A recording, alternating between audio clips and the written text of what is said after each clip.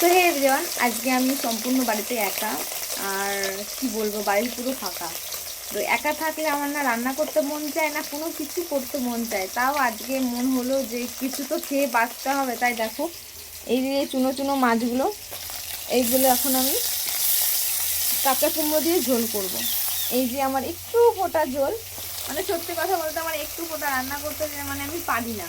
মানে আমরা বাড়িতে তিনজন, তো তিনজনে আমরা মোটামুটি ভালোই, মানে যেটুকুন দরকার সেটুকুন করি। আর একা মানুষের রান্না করতে একদমই ইচ্ছা করে না। এটা কি মাছ এনেছি, মানে রুই মাছ এটা। আর এটা কি মাছ আমি জানি না, তোমরা যদি জানো তাহলে আমাকে কমেন্ট করে জানিও। আর এইদিকে দেখো আমার ভাতটা হয়ে গেছে।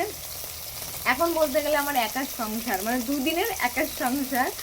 আর বাইরে আমার সব কাজ হয়ে গেছে, শুধু রান্নাটাই বাকি আছে। আর কালকে রাতে খাইনি, মানে কুড়েমির জন্য খাইনি।